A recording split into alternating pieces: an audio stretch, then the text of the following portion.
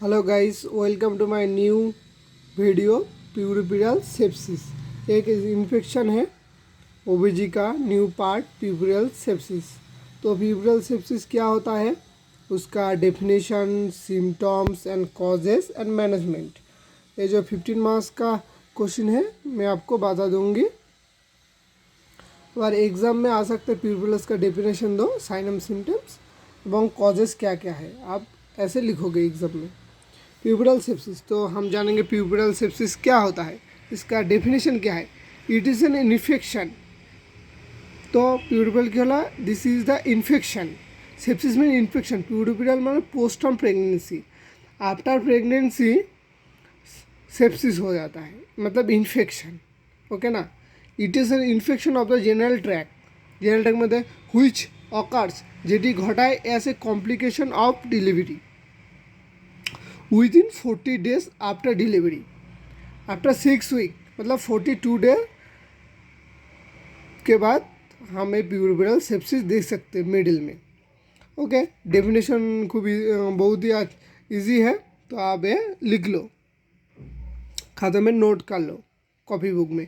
उसके sign and symptoms क्या है, प्यूबिरल सेप्सिस जो हुआ आपको, आप कैसे जानोगे, साइन एंड सिम्टम्स देख के। तो क्या होगा, फीवर होगा, लॉस ऑफ एपेटाइट मीन्स भूख नहीं लगेगी, खाना का मन नहीं करेगा, चिल्स कोल्ड ठंड होगा, इंक्रीज हार्ट रेट, इंक्रीज बढ़ जाए, हार्ट रेट बढ़ जाएगा, pain in the lower abdominal, abdominal pain होगा, पेल स्किन, स्किन एक होता है ना, मतलब स्किन नॉर्मली नहीं दिखता है, स्किन अलग सा हो जाता है। ये हुआ साइन एंड सिम्टम्स प्यूबिरल सेप्सिस का। ओके, इसके बाद हम चले जाते हैं कॉजेस पर। कौन सा कारण पर, कौन सा रीज़न पर हमको देखने को मिलता है प्यूबिरल सेप्सिस, ये हम अब बोलेंगे। Urinary track infection, urinary track infection, urinary कोई इन्फेक्शन हुआ, ब्रेस्ट इन्फेक्शन, ब्रेस्ट में कोई इन्फेक्शन हुआ, जनरल ट्रैक इन्फेक्शन, कोई जनरल ट्रैक में इन्फेक्शन हुआ, हाँ जनरल ट्रैक में इन्फेक्शन हुआ इसलिए उसको हम प्यूबिरल सेप्सिस बोलते हैं। पेल्विक यूटेराइन इन्फेक्शन, पेल्विक में भी इन्फेक्शन के कारण प्यूबिरल सेप्सिस हो सकता है। आप एक काम करो, सबका नोट एक बुक लो, लिख लो, फर्स्ट डेफिनेशन, उसके बाद सिम्टम्स, उसके बाद causes, on step by step आपको एग्ज़ाम में लिखना है, तभी नंबर मिलेगा। ओके ना, तो अब लिख लो थोड़ा सा। हाँ, उसके बाद हम आ जाता है management. What is the management of puerperal sepsis, मतलब सपोज पेशेंट को प्यूबिरल सेप्सिस हो गया, तो पेशेंट को आप कैसे ट्रीट करोगे।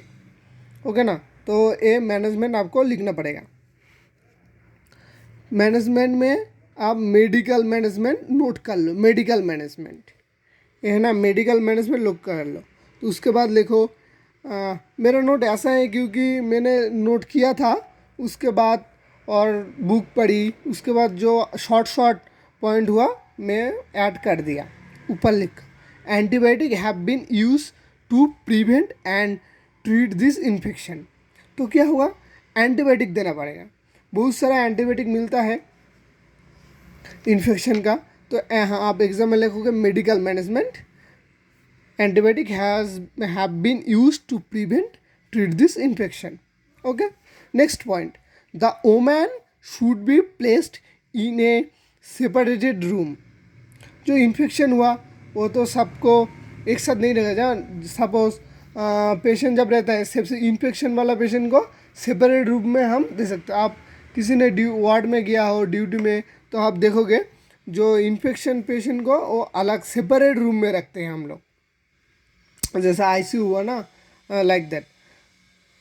वार्ड, सेपरेट रूम व वार्ड रख सकता है विथ एडिक्वेट, मतलब लाइट एंड वेंटिलेशन, मतलब अच्छा सा लाइट हो और वेंटिलेशन उधर हो, क्योंकि कभी भी वेंटिलेशन लगाना पड़ता है। ओके,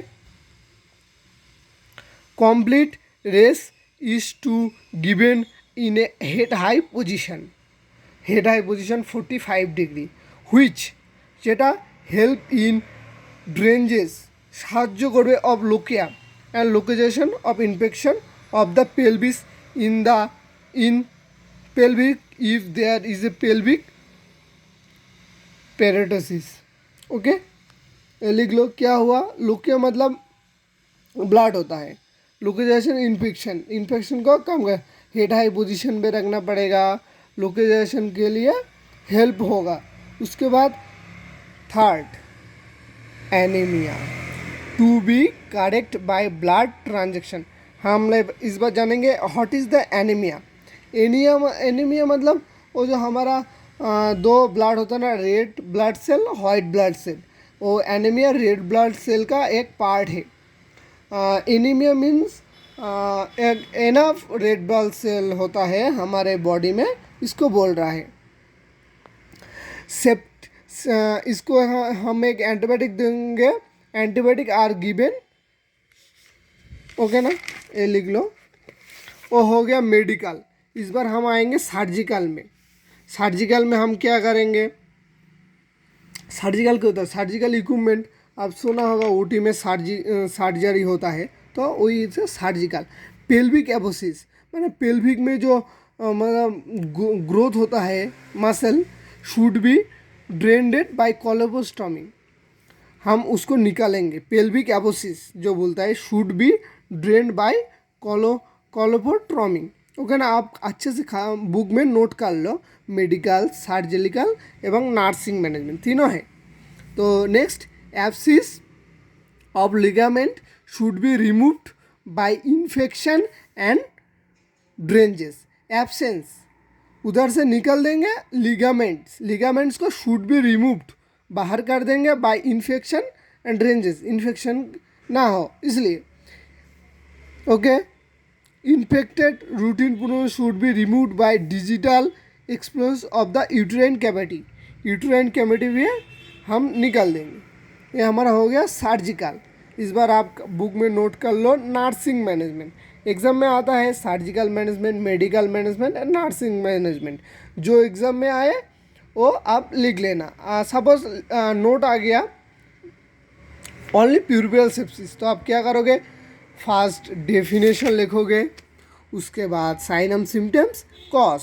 अगर एग्जाम में पूछा मैनेजमेंट तो आप सिर्फ डेफिनेशन लिख के मैनेजमेंट दे देना, बस इनफ। तो हम इस बार आ जाते हैं नर्सिंग मैनेजमेंट। नर्सिंग मैनेजमेंट में हम क्या लिखेंगे, assess vital signs for 2 to 4 hours, मतलब वाइटल साइंस हमको लिखना है, ठीक है ना, 2 से 4 अंदर के बाद। Obtain cultural blood and urine sample, patient का ब्लड सैंपल, यूरिन सैंपल हमको लैब में सेंड करना पड़ेगा, देखना पड़ेगा अभी इन्फेक्शन कम हुआ, पेशेंट को अभी किस हालत में है। ओके ना, ये एग्जाम में लिखना पड़ेगा। एवल्यूशन पेन एंड लोकिया, मतलब इन्फेक्शन किधर हुआ वो देखना पड़ेगा। Provide routine postmortem care, routine देना पड़ेगा। इसके बाद आता हूँ teach hand washing techniques to the mother को हैंड वॉशिंग सिखाना पड़ेगा। प्रोवाइड वार्म साइज bath and heat lamp, provide recommends and supported, provide education for self care, मतलब कैसे खुद से रहना पड़ेगा इस केयर में, वो मदर को सीखना पड़ेगा। तो ये हमारा प्यूबरल सेप्सिस का फुल नोट। कोई दिक्कत हो कमेंट करो, नेक्स्ट वीडियो जल्दी आएगा। नेक्स्ट वीडियो हमारा चैनल सिर्फ एजुकेशन चैनल है, ठीक है ना। कोई बार नोट, किसी नोट चाहिए आपको, जस्ट कमेंट कर दो, मैं पोस्ट कर दूंगा। ठीक है फ्रेंड्स, बाय। नेक्स्ट टॉपिक हमारा होगा ब्रेस्ट एनकरेजमेंट। Okay bye.